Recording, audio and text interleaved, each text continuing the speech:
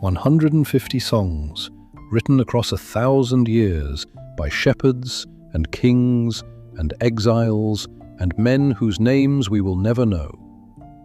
And for 3,000 years they have been the prayer book of God's people, sung in the temple, prayed by Jesus, whispered in prison cells and hospital rooms, and at the edge of open graves. Here is what makes the book of Psalms unlike anything else in Scripture.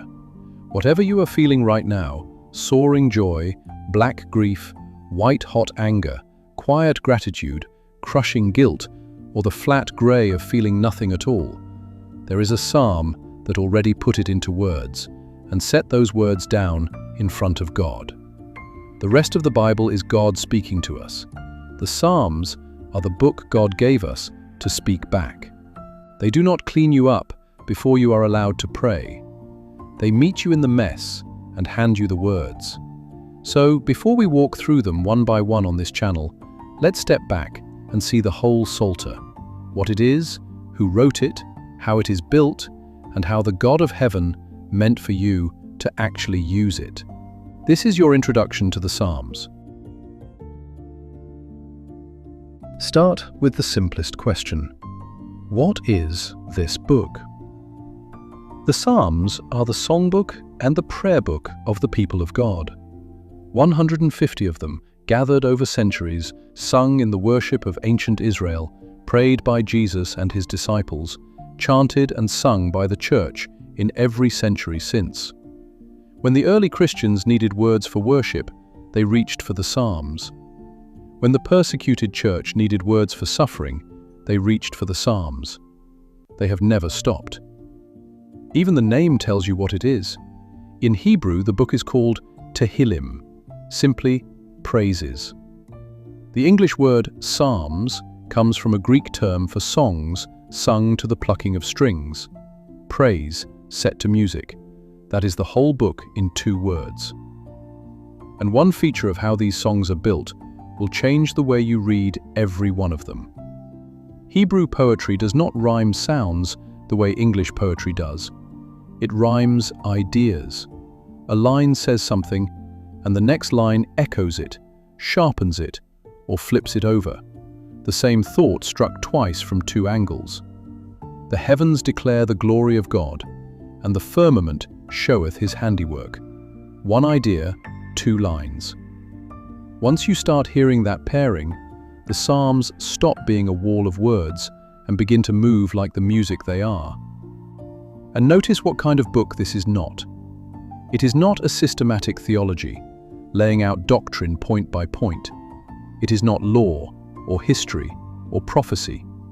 It is a collection of raw, honest prayers and songs, covering the entire range of what it means to be a human being before God.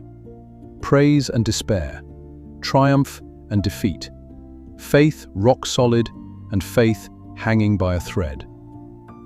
A great teacher of the church once called the Psalms the anatomy of the soul, meaning that every part of the inner life, every affection the human heart is capable of, is laid open somewhere in this book, as if on a table, named and brought into the light.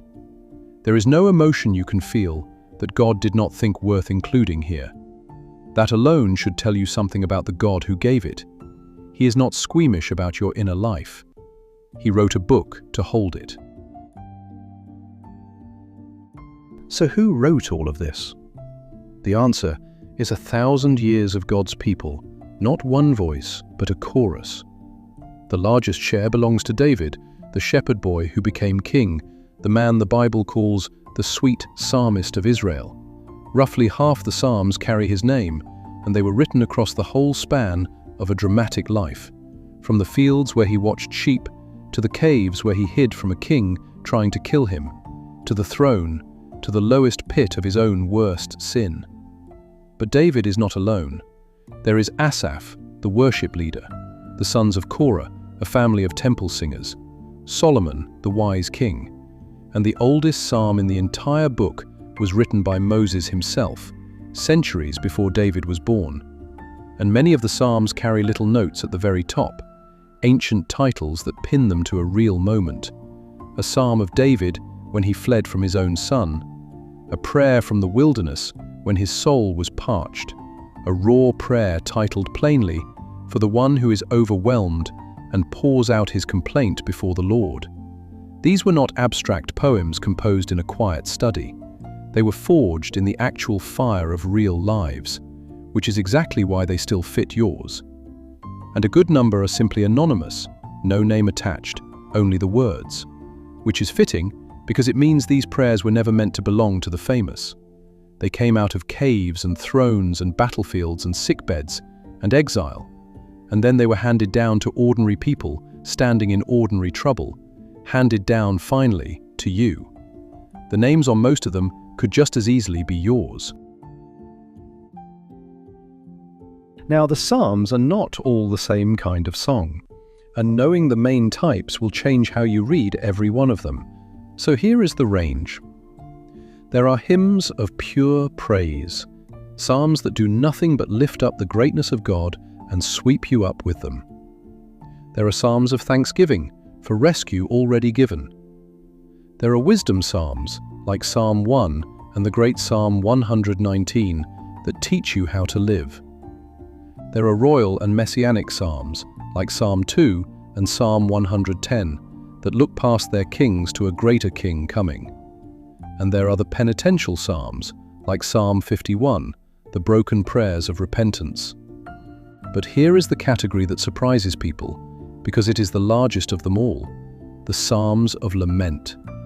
Nearly a third of the entire book is complaint, honest, raw, sometimes furious grief, brought directly to God. "How long, O Lord? My God, why hast thou forsaken me?" These are not failures of faith that slipped into the Bible by accident. God put them there on purpose. There are even psalms so angry they hand their rage over to God to deal with, and God included those too. Hear what that means.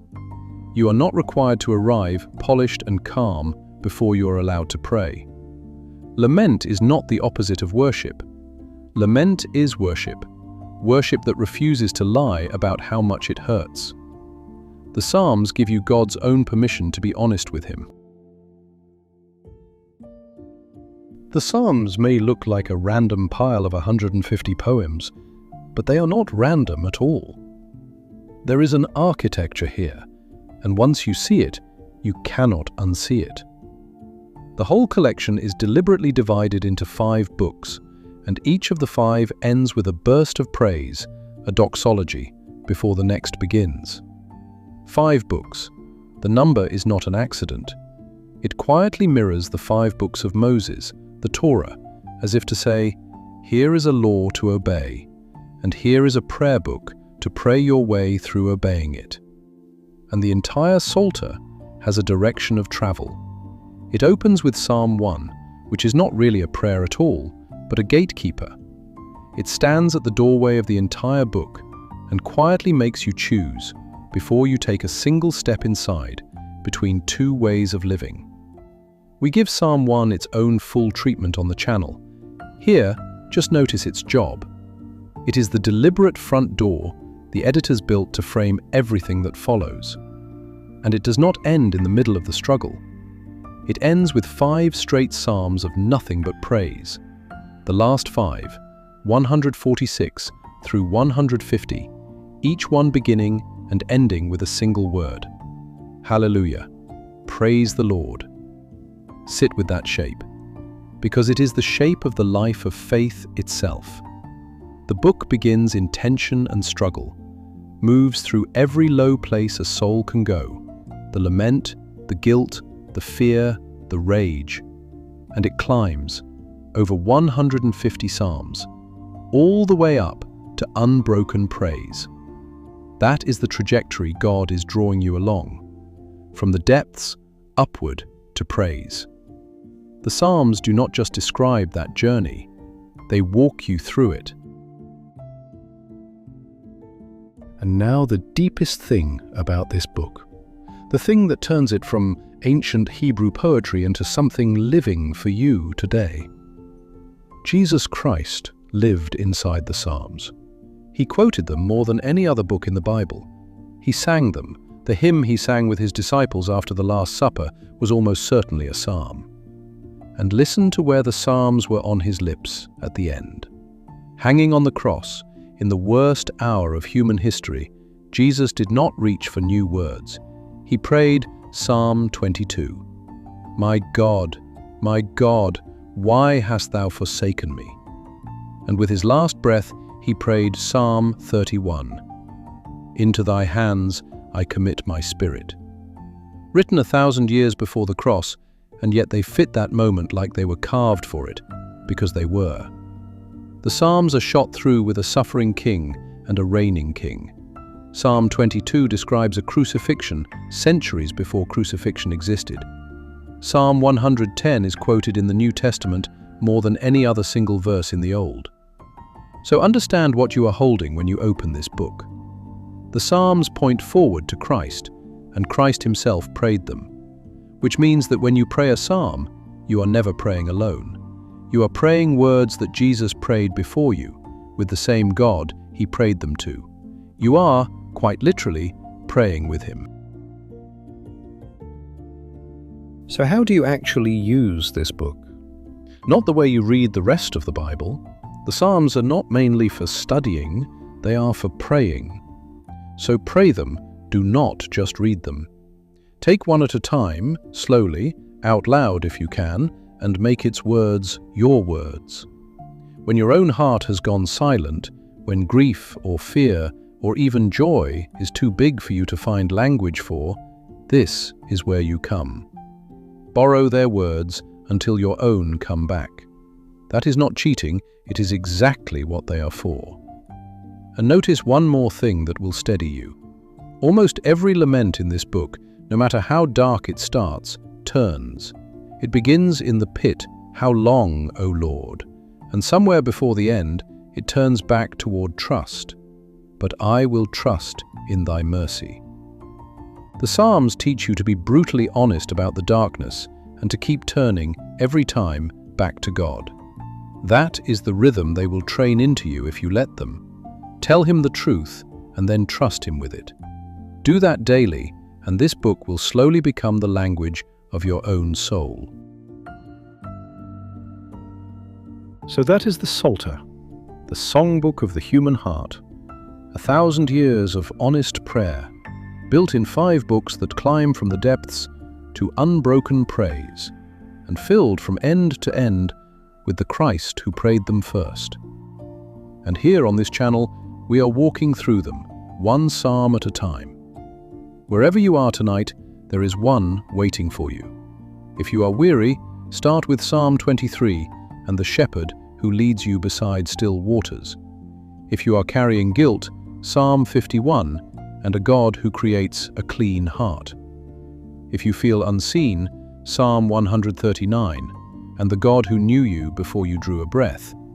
If your heart is full and you just need to praise, Psalm 100. There is a door here for every condition of the soul. So do not wait until you feel spiritual enough to pray. That was never the requirement. Open the book, find the psalm that fits your actual heart tonight, and pray it, honestly, out loud, to the God who has been waiting to hear back from you. He gave you the words for exactly this reason. Use them. Every week we add another psalm to the collection here. A new set of words for a new corner of the human heart. Subscribe and start with whichever one meets you where you are tonight. 23 if you are tired. 51 if you are broken. 100 if you are glad. The Psalter has more to give.